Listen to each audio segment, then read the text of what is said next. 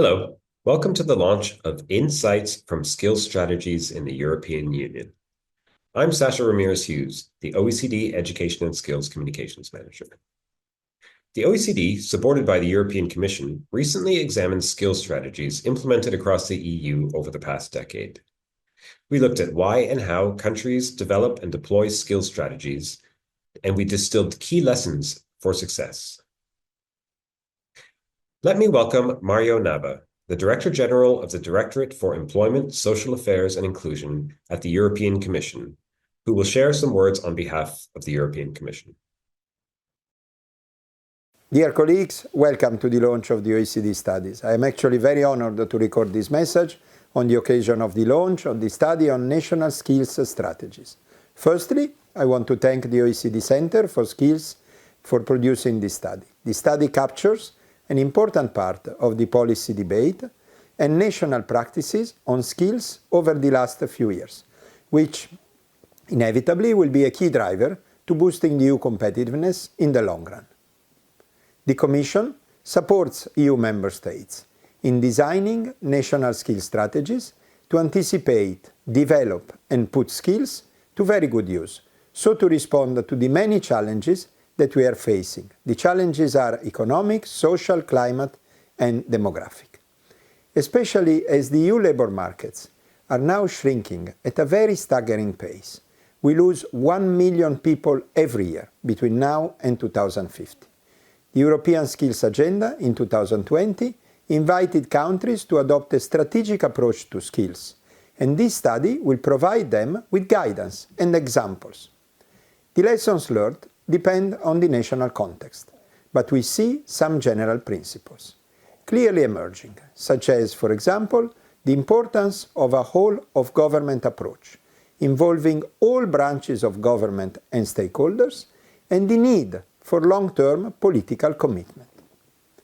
Comprehensive strategies are necessary to put into practice the message of the European Year of Skills, that upskilling and reskilling must become the norm for everyone to fully participate in the labour market, and not only the labour market but also the society.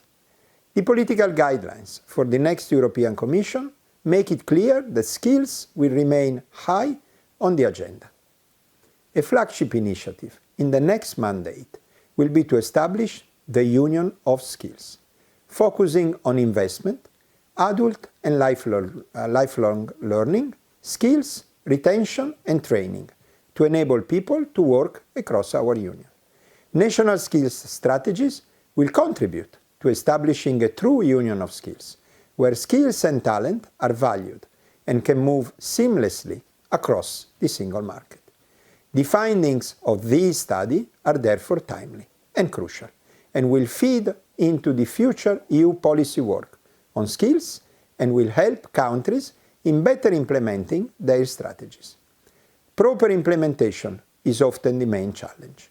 It requires all stakeholders to take ownership and to work jointly to put the skills strategy into practice.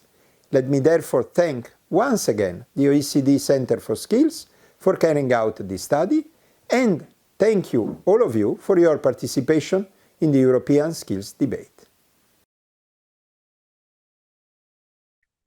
And now let me welcome Stefano Scarpetta. Stefano is the Director of Employment, Labour and Social Affairs at the OECD. Hello everyone. On behalf of the OECD, it is my pleasure to welcome you to the launch of Insights from Skills Strategies in the European Union, lessons learned for developing and implementing effective skill policies. I'd like to begin by thanking Mario Nava, the Director General for the Director of Employment, Social Affairs and Inclusion at the European Commission, for their invaluable support in making this project possible. This report could not come at a better time. The world is changing faster than ever, driven by the digital revolution, the rise in artificial intelligence, and the urgent need for greener, more sustainable economies. These forces are reshaping our societies and economies, demanding that we rethink how we build and adapt our skill systems. But this is not a simple task. Skill policy intersect with numerous areas, including education, employment, economic development, innovation and migration. This is where the national skill strategies make a difference. A strategic, coordinated and inclusive approach helps countries assess their skills challenges, set clear priorities, and chart a path for the future. The report we are launching today presents 9 essential lessons that capture the key characteristics of successful skill strategies, providing actionable insights for policymakers working to design and implement strategies that deliver meaningful and lasting outcomes. For instance, building a resilient and adaptable skill system is fundamental to ensuring that people acquire not only the skill needed for today's job, but also those that will shape the future. This calls for grounding strategies in a strong base of evidence. Countries need to assess the performance of skill systems and understand labour market needs to identify clear priorities and direct resources where they are at the greatest impact. For example, in Ireland and Flanders, Belgium, an evidence-based assessment of their skill system conducted by the OECD support, drawing on both international and national data sources, concluded that priority should be given to enhancing adult learning, addressing skill imbalances, and improving skill utilization in the workplaces. Tools like the artificial intelligence and big data offer transformative potential, enabling more precise and insightful assessments to guide decision-making. For example, they can enable deeper insights and more precise skill forecasting by efficiently processing large data sets and facilitating real-time data collection and sharing, for instance, by assessing skills information in online job vacancies. However, evidence alone is not enough. The report highlights the critical role that collaboration in successful skill strategy play. Skill strategy must foster coordination across ministries, agencies, and levels of government, while engaging with a wide range of stakeholders, including employers, trade unions, educators, and the civil society. Mechanisms for the interministerial teams and skill council are crucial for ensuring alignment and coherence. For example, Ireland established the High-Level Skills Implementation Group in 2023, which has been tasked with the delivery of whole-of-government and whole-of-tertiary engagement on national skill policies. This group brings together representatives from all government departments and agencies with skill responsibility. And it complements the National Skill Council, which is the main platform of strategic engagement with industry and social partners. Moreover, strategy must also remain flexible, able to adapt to shifting needs while keeping focus on long-term objectives. Timing is also a pivotal role in the assessment and effectiveness of skill strategies. As the report points out, political shift, economic crisis, and global challenges can threaten to lower the attention to needed skill policy reforms.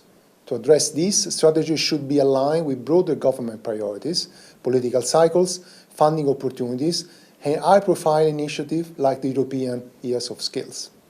This alignment helps sustain momentum, ensures skill policy retain at the forefront of the national agendas, and secures their lasting impact. It is indeed encouraging to see that skill strategies are taking roots across the OECD countries and well beyond.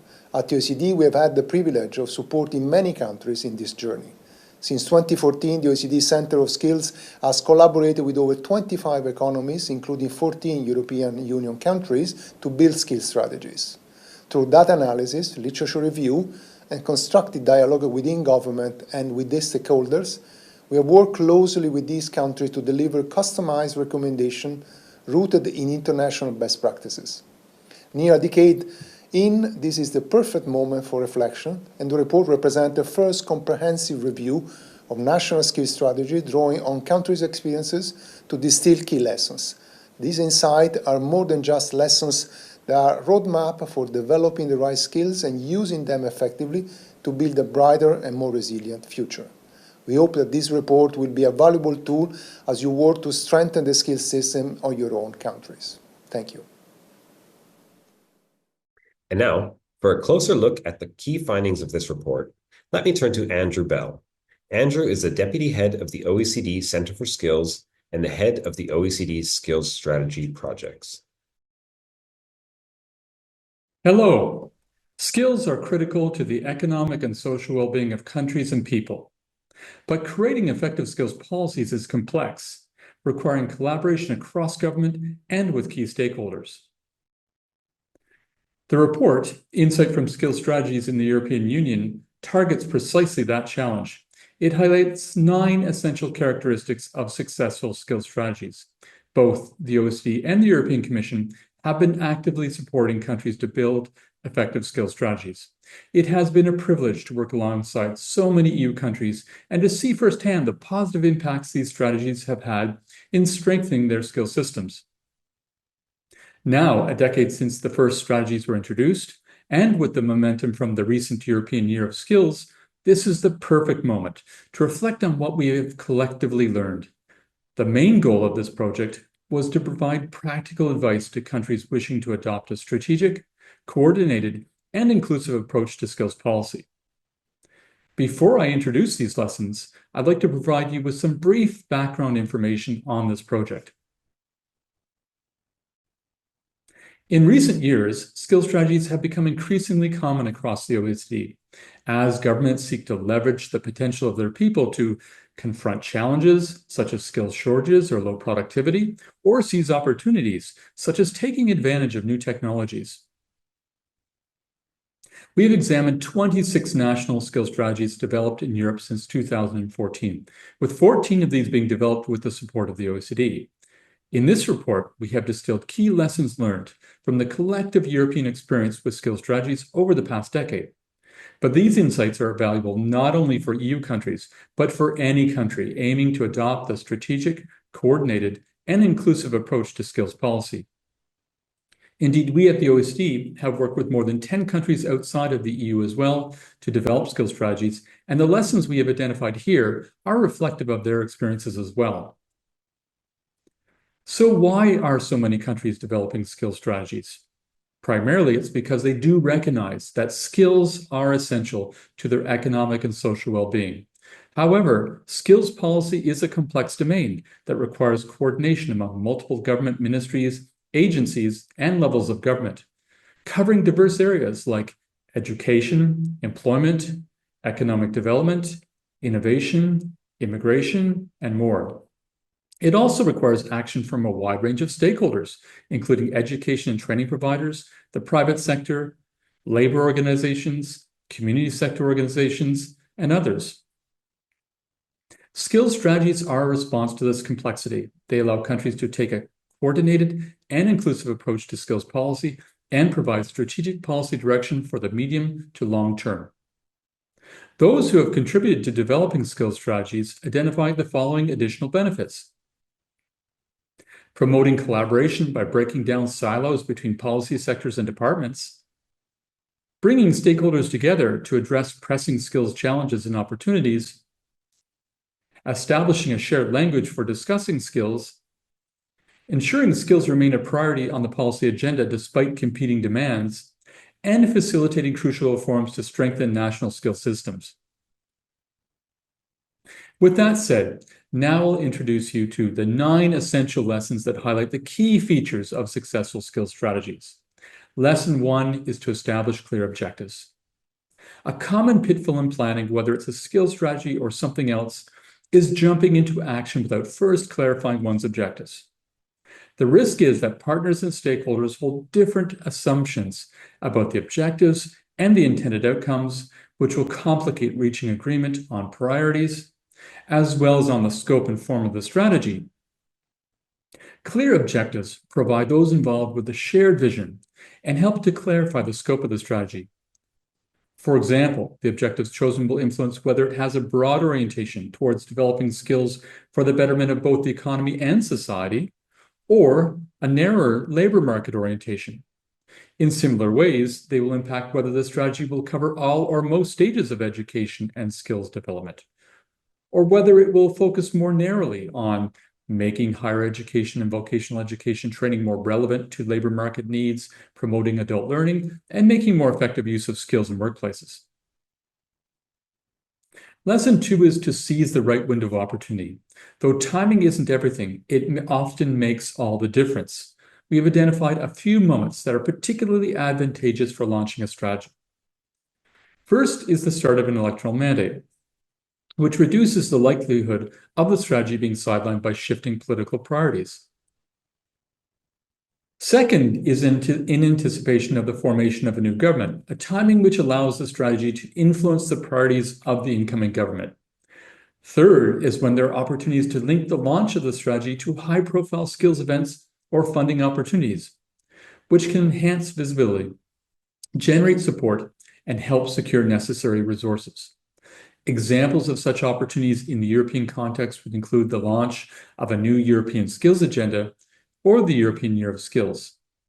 Latvia, for instance, aligned the development of its education development guidelines for 2021 to 2027 with the EU programming period. This alignment allowed Latvia to make effective use of EU funding and ensure consistency across strategic initiatives, which provides us with a very good segue to the next lesson. Lesson 3 is to align the skills strategy with other government strategies to support the achievement of broader national objectives, while at the same time reducing duplication, fostering synergies, and making the most of limited resources. In 80% of the cases we examined, efforts were taken to align skills strategies with other government strategies in related areas like employment and economic development. To take a tangible example, Greece has 2 related skills strategies: the Strategic Plan for Vocational Education, Training, Lifelong Learning, and Youth, which focuses on formal education, and the Strategy for Labor Force Upskilling in Connection to the Labor Market, which focuses on non-formal training and learning. Alignment between these 2 strategies is facilitated by 2 governance councils with overlapping membership, as well as through ongoing interministerial dialogue and monthly committee working meetings involving social partners.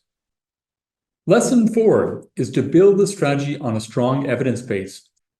In any given country, there are many areas in which skills performance could be improved, but as we live in a world of scarce resources, we need to set priorities. An evidence-based assessment helps to make such a prioritization process possible.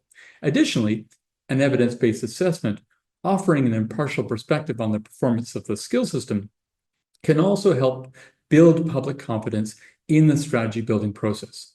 For example, evidence-based assessments of the performance of skill systems in Bulgaria and Lithuania, undertaken by the OECD, led to those countries to adopt broad strategies focusing on skills development throughout life, from schooling to adulthood, as well as on strengthening the governance of their skill systems.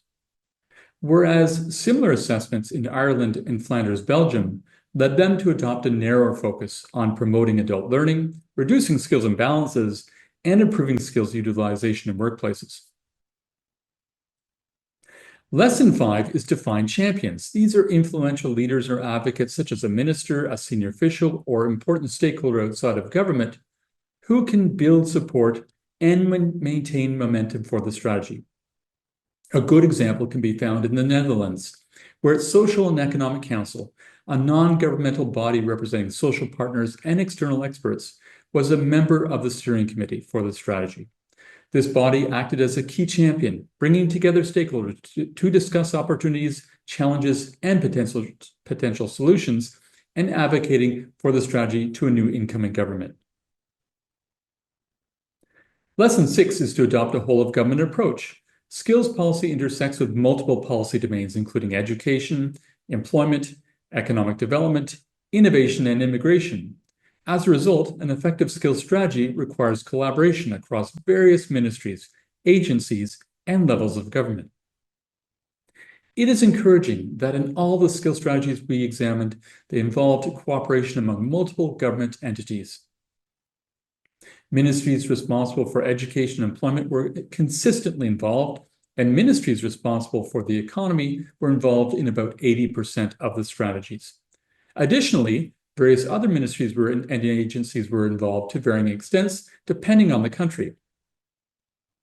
A notable example comes from Ireland, which established a high-level skills implementation group in 2023 to drive a whole-of-government approach to national skills policy.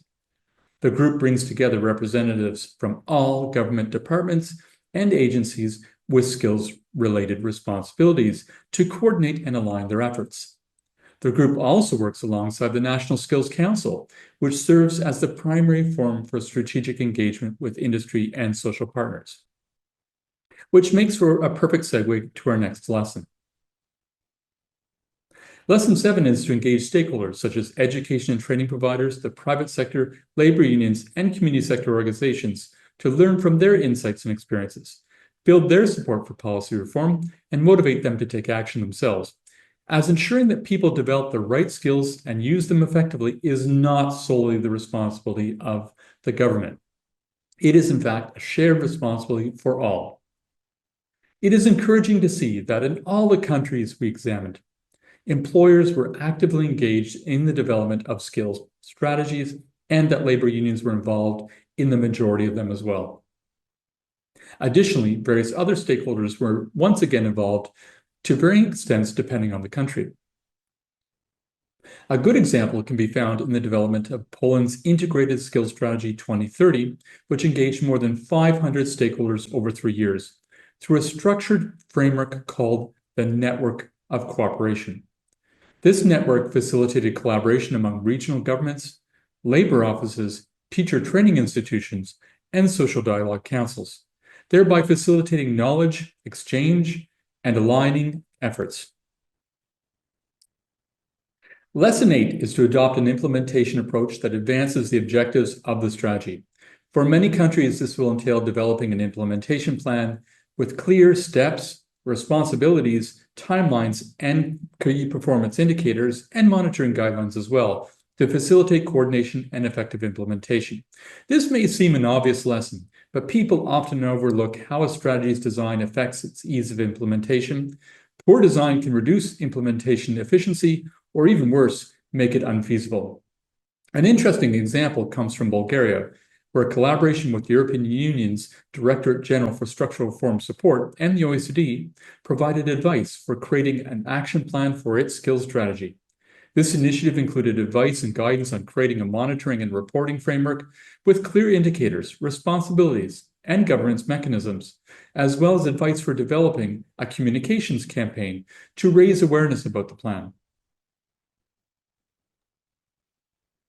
Finally, Lesson 9 is to monitor and evaluate implementation to ensure the strategy's implementation remains on track and to provide opportunities to make adjustments in response to changing conditions and circumstances. While the importance of this lesson may also seem obvious, fewer than half the strategies we examined included regular reporting requirements. This is clearly an area where countries can improve. A positive example is Norway's strategy for skills policy 2017 to 2021, which was rigorously monitored and evaluated through the oversight of its Skills Policy Council, which was comprised of all partners involved during the strategy's development phase. This has been a very high-profile summary of the report. I encourage you to read the full report to benefit from its richer detail, concrete country examples, and very practical advice. For those of you with limited time, please note that we've created a very short policy brief summarizing these key lessons. Thank you very much for listening. To learn more about our work in supporting countries, regions, and sectors to develop skills strategies, please explore the provided web links or reach out to us directly. Welcome, everyone, to this panel discussion for the launch of Insights from Skills Strategies in the European Union. With me today are Natalia Mateva, the Deputy Minister of the Ministry of Education and Science of Bulgaria, Ilsa Salenise, the Deputy State Secretary and the Director of the Department for Policy Initiatives and Development from the Ministry of Education and Science of the Republic of Latvia, and Emma Kinsella, Head of Skills Policy and Enterprise Management from the Ministry of Further and Higher Education, Research, Innovation and Science of Ireland. Welcome, everyone. Let's start the questions. First, one of the report's key lessons is that a whole-of-government approach is vital for the development of a country's national skills strategy. Why is this important in the context of your country? I think I'd like to hear from each of you. So perhaps, Natalia, if we can start with you to get your views on this. Absolutely. Well, as part of our skills strategy in Bulgaria, the OECD team carried out a mapping exercise of its existing strategic documents as well as implementation plans. And it turned out that 4 different ministries in Bulgaria had similar goals in strategic documents. And those were the Ministry of Labor and Social Policy, Education, Innovation, and respectively economy. So it was really critical for us to understand and leverage what was already going on, but also to build synergies across government in what's called a whole government approach and really create a vision together for skills in Bulgaria taking into account the different challenges that this specific country is facing. For example, we are challenged demographically to an extreme. We have a shrinking working age population. Of course, we're affected economically by the digital transition. We're acing in some respects, but also being affected in other sectors. There's a green transition going on and so on. So specifically for Bulgaria, it was important to leverage what was going on and also to try to understand where the gaps were toward building a shared skill strategy for the country, the way we saw it in this current moment and going into the future. Thanks very much, Natalia. Ilse, the same question to you. Why is a whole of government approach vital for the development of Latvia's skill strategy? Yeah, so firstly, I would like to highlight that skill strategy in Latvia, but also I think everywhere else, is a cross-sectoral policy document. So that's why it is important that all ministries, all various stakeholders are involved in both the negotiation process, the agreement process, as well as the implementation process. And in this way, by building this as cross-sectoral document, we can assure the policy coherence. Also, it is important, and also in our skill strategy case, we not only coordinated all different ministries involved in the development of the strategy, but also it was approved by the respective committee at the parliament and also cabinet of ministers. And this was important because of two reasons. So one reason was that it gave the weight of the agreement that all these stakeholders, key stakeholders at the government level, agreed on what they are planning to do in terms of skills policies. And secondly, it also provided us with systemic versus fragmented outlook on how we are working with skills. Thank you. Thanks so much. So great perspectives from Bulgaria and Latvia already. Emma, I wonder if we can get your views on the picture from Ireland. My apologies, I had some issue with my camera there. So yes, echoing, I suppose, what both Natalia and Ilse said, it's very important for Ireland to take a whole of government approach to our skills strategy. And in a specifically Irish context, that's really to do with our well-being as a country. So we're a very small, open economy. You know, skills are really important for us to thrive internationally and to give us that competitive advantage. And so it's really important that that message around skills is embedded across the government and across lots of different ministries. As Ilse said, many ministries with skin in the game, as it were, in relation to skills, the Public Employment Services, our Ministry for Enterprise, and also for Education, amongst others. And so the OECD have done some work with us in terms of reviewing our skills strategy. And one of the things that they picked up on was embedding that skills strategy approach across government. And we have been taking steps to do that and to strengthen that since the OECD have been with us and to make that more prominent. So picking up, I suppose, on what both previous contributors said, you know, it's not just something that one ministry can do alone. The strategy is cross-governmental, it's deeper, it's horizontal and vertical, and it needs all stakeholders, both inside and outside government, to succeed and to step up and take ownership of it. So really important in Irish context that this is done. Wonderful. Thanks, everyone. Indeed. So in a context of a rapidly evolving society and lots of different factors at play here, important that the whole of government is involved in these, because it does indeed touch on many aspects of a country.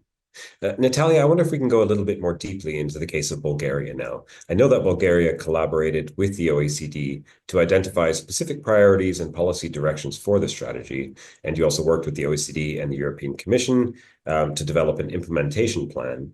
So you must have had a clear objective in mind when developing a strategy, and I'm sure you considered how to advance those objectives through such an implementation plan. So talk us through the process that you followed and how it shaped your strategy. So first of all, one of the biggest benefits of having a skill strategy at the national level is that it is based on evidence, and that speaks like nothing else.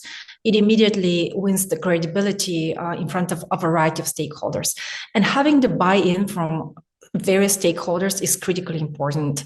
And in no particular order, the businesses, the academia, the nonprofit sector, the expert sector, those are important push factors for reform, push actors for reform. So once you have them on board, things become different. It's not just a government effort, it's an ecosystem effort. And it was another great merit of our process that OECD led in the skill strategy formation was that the skill strategy was immediately followed by an implementation plan. For policymakers and stakeholders alike, it basically says that there's meat to the strategy. It's not just a document that's going to sit on somebody's desk and never see real life, the light of life. But there's a plan as to how you go about it. So there's not just the what, but the how, the when, and what resources we would deploy to reach our goal. So I can really say that Bulgaria had a vision here, but it was critically important to have this external expertise with the OECD, supported by the European Commission, to be able to take us through a structured process to where this vision had very specific outcomes. And for a fragmented sort of approach that we had at the beginning, which I mentioned earlier, this is a fantastic outcome, which can now lead into what I would say streamlining of all efforts and all financial vehicles to produce real added value into the economy going forward.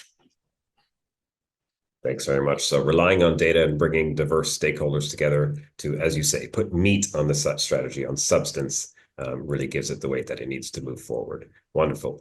Ilse, I know one of the other lessons was finding the right window of opportunity to launch a strategy. And so I understand that Latvia took efforts to align the development of your strategy with the EU programming period. How did this alignment unfold, and how did it shape your strategy? Yeah, thank you. Yeah, I would say that we had two windows of opportunities. One was really that we aligned the development of national skills strategy with our national strategic planning framework. So we focused all attention and all effort on building one strong skill strategy.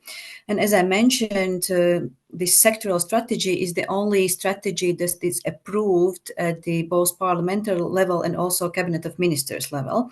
So we use this opportunity to focus and to draw also our stakeholders' attention to joint efforts on skills by using this our national framework on how we are planning goals. And in this regard, a very important funding source for all the activities that are included in skills strategy is, of course, EU structural funds. And in order to program this funding, we also need to have discussions. So all these discussions that we had almost for a period of 2 years, so it was very, very long consultation period, we devoted to both by discussing what do we need to do and also how we will fund those activities. So these were both basically combined, the development of skills strategy, national strategic planning process, and the EU funding programming. And apart from state budget, EU funding is very, very important resource for innovations and development-related activities. And therefore, we were happy that in our discussions, we really managed to balance both the ambition to really talk about where do we want to invest and what are those innovative and development-related things, and how to be also realistic, taking into account our starting point and the context. And as regards, for example, adult learning, we discussed and we set as part of our skills strategy, for example, two key initiatives that are funded by the EU. One is Training Funds Initiative, where we are involving employers as active partners in employee skills development, and also individual learning accounts. So the first seeds of these two important initiatives that we are working on right now were really made and discussed as part of the consultation process of skills strategy development. Thanks so much. Yeah, I imagine that need to balance pragmatism with innovation is something that a lot of countries are facing. So thank you for that. Emma, if I can turn to you now, Ireland launched its national skills strategy in 2025. 2016-2022, collaborated with the OECD to review this strategy in light of your country's current and emerging policy priorities. So this suggests that Ireland places considerable importance on evidence-based assessment, and I know evidence is something that Natalia and others have touched on. Can you elaborate further about how you brought evidence into your own work?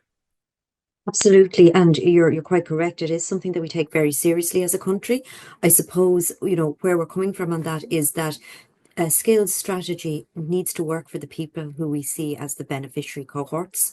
So therefore, it's not a static document. It's not something that you just publish and forget about. You need to evolve, because clearly the world we live in, the world we work in, is evolving all the time. So therefore, our strategy needs to evolve as well. And just coincidentally with the timing of the review that we did with the OECD, our ministry was established. So we had sat part of us within the Ministry for Education and part of us within the Ministry for Enterprise. Those two streams were brought together in our ministry about 4 years ago. So we wanted to make sure that the ministry was working appropriately, and partnered with the OECD to make sure that our strategies were working appropriately. And that's both, I suppose, quantitative and qualitative in terms of outputs and outcomes. We take partnership really, really seriously in Ireland. It's a real plank of our skills ecosystem that we work closely with enterprise and with the social partners to ensure that what we're doing works for the recipients of our policy as such. We have a range of platforms in place, and I would point, I suppose, just even to the name of my unit that I lead. So skills policy and enterprise engagement, the two go hand in hand. One can't be done without the other. They're not in isolation from each other, and so that's why we have the partnership platforms.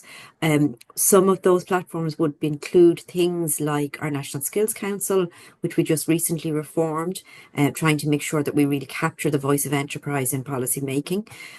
We also have a regional structure which sort of mirrors that, bringing education and enterprise together. And those regional skills forums would align very much with the Pact for Skills idea from the EU. So bringing together those bodies to work on particular skills issues for particular industries in particular areas. We also have, of course, the SkillNet network, which is very enterprise-led in terms of design. And then there's a range of less formal sort of interventions with partners to take that sort of quality assurance approach. But in addition to that, then, there's the sort of more formalized evidence-based quantitative outputs piece that we do. We've recently established an evidence for policy unit within the department, and that builds on cohering a lot of the sort of evaluation work, value for money work, graduate outcomes surveys and so on that our agencies would do, and sort of try and bring that together.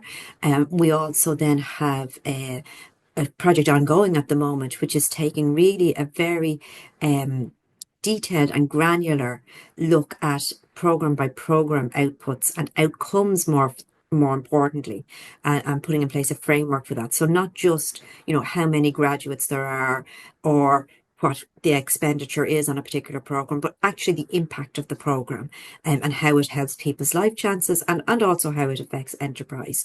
And that's just within our own ministry. There's a lot of that evidence that's collated from our partners across the board. And part of the sort of whole of government approach that we take is in that evaluation and sort of learning and leveraging what our partners are doing across government as well. So it's as both Natalia and Ilse said, it's about getting the stakeholders really involved, really ensuring that what we're doing is working, really bringing in place a governance structure that allows us to do that, and something, as I say, that we take quite seriously as a country. And I think we do quite well, but we always want to do better on. So really, that's a priority for our area to just embed that and continue to embed it throughout the cycle of the strategy. Thanks so much. Indeed, as you say, the effectiveness of your governance and your ability to mobilize your network really is, I think, critical for the medium and long-term success of something that, as you say, is a living document. So very important to stress those. Natalia, if I can come back to you, I want to build on something that you said before. You talked about the importance of engaging stakeholders. Can you go a little bit more deeply into how you consulted stakeholders and what kind of challenges you might have faced? Because I know this are often highly heterogeneous groups. So how did you go about this? We have a track record of consulting with stakeholders when doing a policy reform. But to be honest, this time we took it to another level thanks to the OECD. The amount of consultation with a variety of forms, focus groups, public consultations, brainstorming sessions, sectoral input. In fact, I participated in one of those formats in a different role a couple of years ago. So I remember that from firsthand experience. It was a very thorough process. And it's important to do that because if you involve the stakeholders early on, it becomes their process and becomes their product. So it's their skill strategy. It's not the government's skill strategy. And that is critical to the success of the initiative. There were challenges along the way. Some were more trivial, such as linguistic challenges. Some of the stakeholders needed interpretation, or some were regionally based, and that is an important perspective to bring in. And others were more strategic. For example, when you have, as I mentioned, we have 4 ministries that own different parts of the skills agenda, and the Ministry of Education was a leading ministry in this process. You don't want them to disengage just because one of the ministry is leading the process, and maintaining champions within those institutions in a situation where we changed governments sometimes a couple of times a year throughout the process. That's a real test to leadership, I would think. The more interesting, I would say, strategic challenges in the process were the fact that, for example, we had an ongoing VET reform, vocational education and training reform, and it had to fit with our skill strategy as a bigger vision. And the other thing is the AI, not occurred, but sort of sprung up on top of the agenda exactly through this timeline during this process. So it is already changing the way we think about jobs, about skill sets, even about basic literacy. So from what was said earlier about the skill strategy being a living document, there's a need for that for sure, because times are changing as we're speaking, and we need to take into account new types of skills demands, including AI, that are affecting how we think about skills. Absolutely, thanks. Yes, I mean, the pace of change is so fast these days, especially with AI, that it must be a constant process to keep things up to date and to keep on top of things. Emma, going back to you now, aligning the strategy with other key government strategies is also key. Can you tell us what other strategies you had in mind when developing your skills strategy and what steps you took to ensure alignment with broader policies? Again, this goes back to the same question we're talking about all the time around the cross-governmental piece and the need to include all our stakeholders. So some of the things that we would have taken into account are things like the white paper on enterprise, which our colleagues in the Ministry for Enterprise developed. And that's really focused on the supports that are offered to our small and medium enterprises, for example. Both financial supports in terms of tax breaks and interventions like that, but also interventions like skills and so on, and trying to embed, I suppose, a sort of a narrative around the importance of skills for these types of companies, and the importance for their sort of productivity and their ability to thrive, their ability to survive, and trying to embed that message is really important. So we wanted to align our skills strategy to some of the findings in that white paper around the target cohorts there. Other things included work that is done on the sort of the pipeline of talent through our colleagues in the Department of Education. So we have, for example, a framework on lifelong guidance, and that's around career guidance for, from the school system into the workplace. And again, our skills strategy and our skills policy would have to reflect and be mindful of what's happening in that space that we don't necessarily control, but that feeds into the tertiary system. Other things would include the regional enterprise action plans, for example. So what we really want to do is make sure that in developing enterprise at sort of local and regional level, that skills are again a big factor there, and to ensure that our regional structures align very well with the structures that are driving those pieces out, that there's no duplication or overlap, but that there's a clear definition of role and a clear support of roles. Other things might include things like the work that we do within our ministry on adult literacy, for example. We have a policy in place there, and very important to align that piece, very important to align our policy pieces around some of the reform program that we're doing at the moment in Ireland. So we had a huge legislative program in relation to our higher education system, and obviously the skills strategy has to align with that, but also that has to align with our skills goals. So you know, a piece of management around that. Some of the other examples would be just picking up on the piece that Natalia mentioned about AI. So we have a national digital strategy. It has 4 pillars, and skills are one of the key pillars there. So, you know, there is definitely a focus, and more of an appetite for skills to be seen as a central plank in dealing with these issues. And that, I think, is really largely through the work that we have done on embedding our skills strategy and embedding that sort of cross-governmental piece of work on that. So it's not just us that thinks of other people's strategies, but other people, when they're developing their strategies, also think of us and our skills strategy. So it's quite nice that there's a sort of a circular completion on that across government. Thanks very much, Emma. Ilse, I want to go back to you. Can you talk a little bit about how Latvia is monitoring and evaluating your strategy and why you think this matters? Yeah, thank you. So our strategy is a 7-year plan, so from 2021 to 2027. And apart from strategy being a 7-year, I would say, conceptual level document, we also have so-called action plans for every 2 or 3 years. And these action plans are again developed in partnership with stakeholders and other ministries. And they are, let's say, next level document from this conceptual level document, where we are really breaking down our aims and directions for development in like really smaller activities and activity level KPIs. And in order to develop a new action plan, we are, of course, evaluating the implementation of the previous action plan. And also in the development of the next plan, we are sort of revising what should be the next focuses for the next action plan, what are at current context, like, for example, COVID crisis or AI, are the crucial new contexts that we are either experiencing in the past or experiencing now.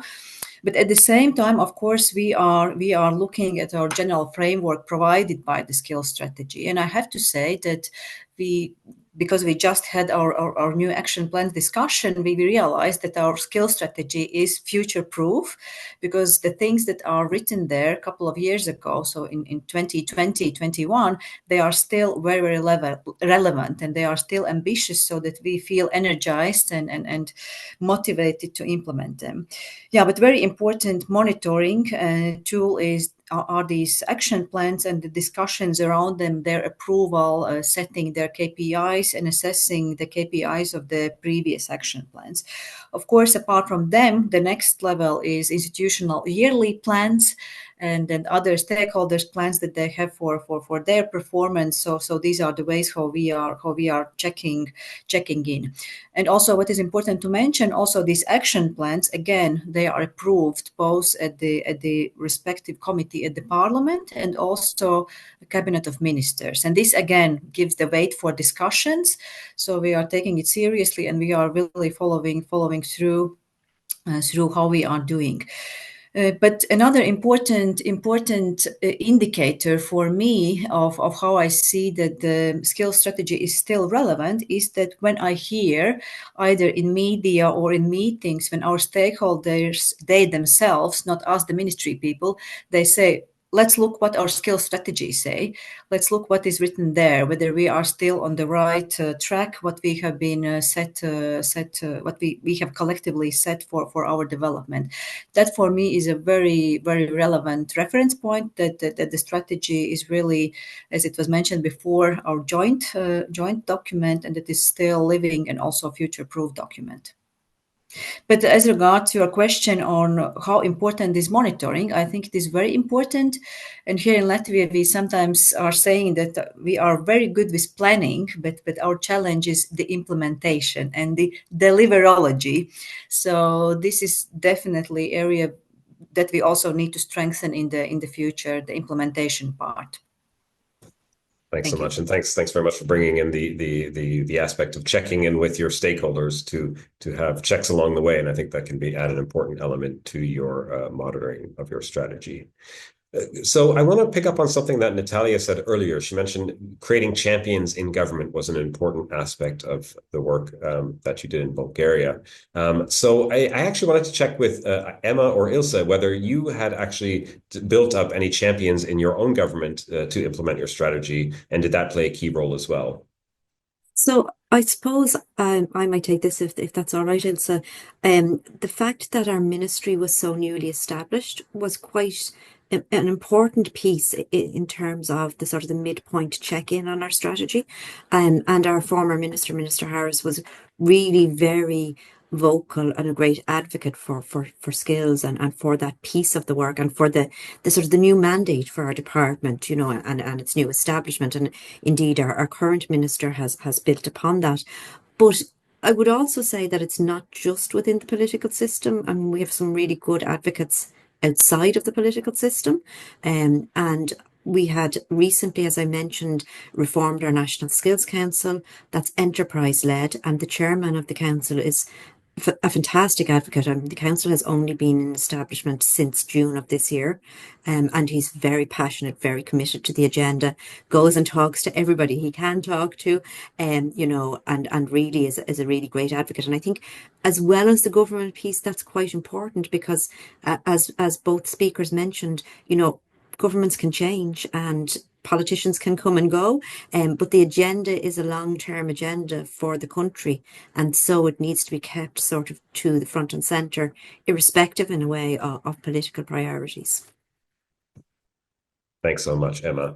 I think that's all the questions I have on my list, so I just want to extend a very hearty thanks to all of our panelists. I know I learned a lot, and best of luck for the implementation of your respective strategies. To everyone who's joined the panel discussion today, please make sure that you check out the report on our website. It's available at oecd.org. And once again, thanks to everyone, and thanks to everyone who's joined us today.